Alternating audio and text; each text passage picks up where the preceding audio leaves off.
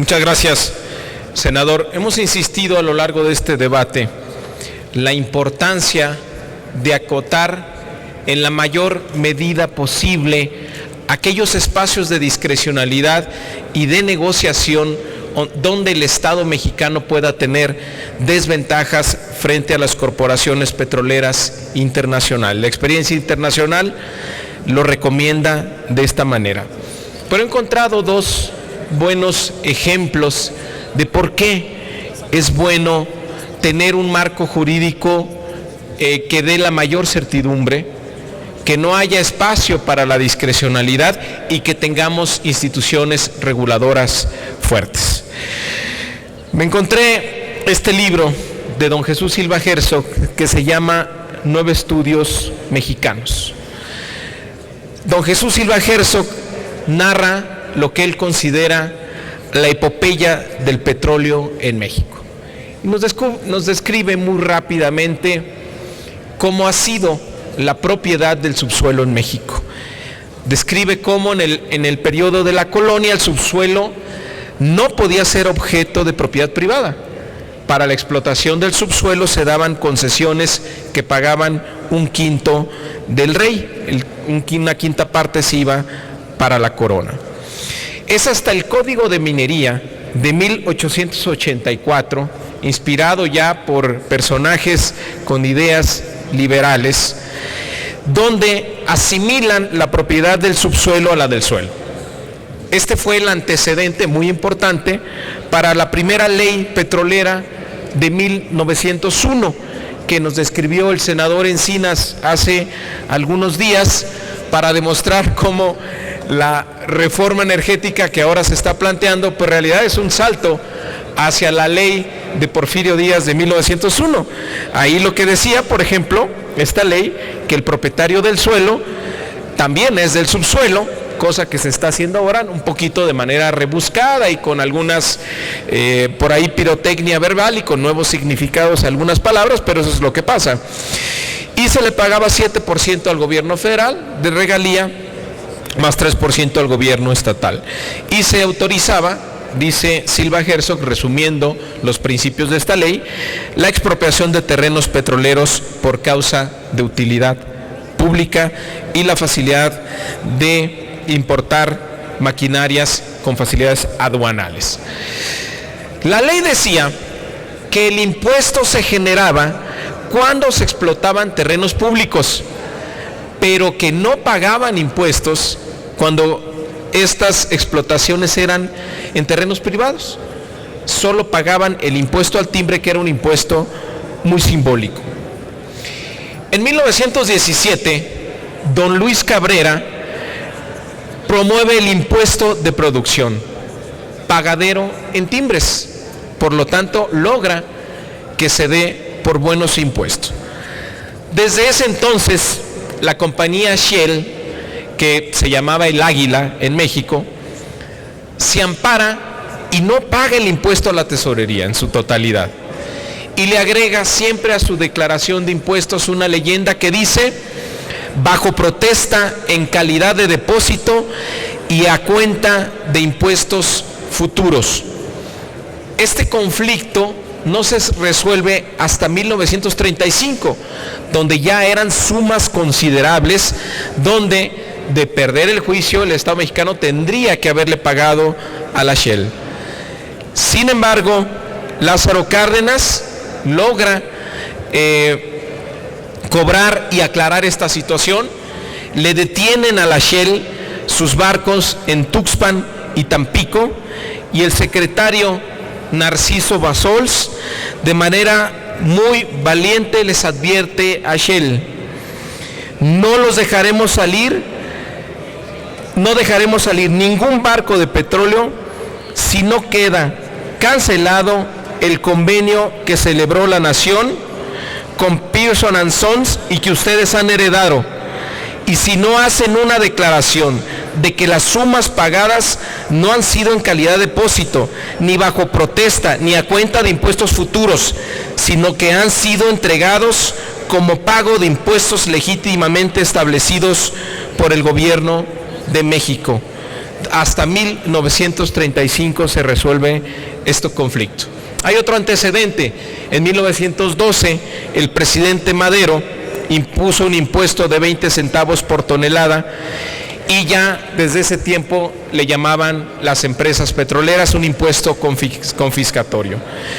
Eran tiempos donde había una lucha despiadada en el territorio mexicano por territorios entre la Shell y la Standard Oil.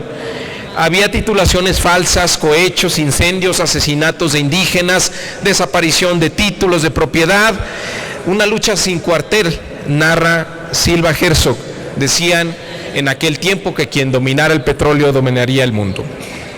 Llega entonces la Constitución del 17, con el artículo 27, que desata una campaña en los Estados Unidos de desprestigio contra México. Decían que cómo era posible que las compañías poseídas de generosidad, animadas por un espíritu civilizador, habían venido a México a arriesgar sus capitales, a hacer inversiones para que México rebasara su etapa primitiva, y se les pagaba ahora con esta actitud altruista, con la confiscación, con actos de monstruosa ingratitud. El artículo 27 no se reglamenta hasta el gobierno de Calles. En 1925 aparece una nueva ley del petróleo. Esto desata un escándalo internacional y un capítulo de la historia entre México y Estados Unidos poco conocidos. Cuenta Silva Herzog cómo un empleado de la Embajada de Estados Unidos en México filtra en 1927 documentos secretos que revelaban la existencia de un complot perfectamente organizado por ciertos magnates petroleros, el secretario de Estado norteamericano de nombre Kellogg y el embajador Sheffield, para invadir por parte de los Estados Unidos nuestro territorio. El general Calles envía estos documentos al presidente de los Estados Unidos y le advierte que todas las embajadas de México en el mundo tienen copia de estos documentos y que el primer soldado que cruce la frontera hacia México lo van a hacer público. Con esta negociación, con esta actitud del presidente Calles, se detiene una guerra, se detiene este siniestro proyecto bélico manejado por un grupo de negociantes petroleros. También denuncia posteriormente el conflicto que da lugar a la expropiación. Empieza por una manipulación contable por parte de las empresas para no pagar a los trabajadores petroleros. Silva Herzog denuncia cómo la empresa El Águila México, que era subsidiaria de Shell, exporta a El Águila Canadá por debajo de los precios internacionales. Cuando el precio de barril estaba en $3.19, El Águila México le vendía al Águila Canadá a $1.96. Entonces, ahí ocurre otro conflicto que terminaría con la expropiación. Los del Águila buscan al presidente Cárdenas, tienen una reunión, niegan ser subsidiaria de Shell y niegan estar vendiendo el petróleo por debajo de los precios internacionales a su subsidiaria de Canadá. Sin embargo, Silva Herzog hábilmente había conseguido los reportes financieros de la Shell en Londres, de la Royal Dutch Shell en Londres, donde dice lo siguiente: el Águila ha realizado durante el año que se comenta buenas utilidades en México, pero hemos resuelto organizar en el Canadá la compañía canadiense El Águila, con el objeto de evitar las dificultades y molestias derivadas del pago de múltiples y elevados impuestos. Los accionistas, se añadía, no tendrán pérdida alguna. Las acciones de 10 pesos las vamos a dividir en acciones de 4 pesos para el Águila de México y de 6 pesos para el Águila de Canadá. Cuenta Silva Herzog: cuando comencé a leer este informe oficial de la Royal Dutch, el gerente del Águila se puso nervioso.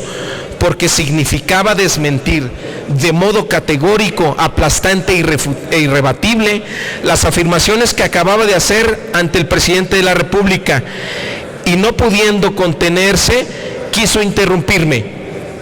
El general Cárdenas, con su laconismo habitual, tuvo que contenerlo y decirle: deje que termine el señor.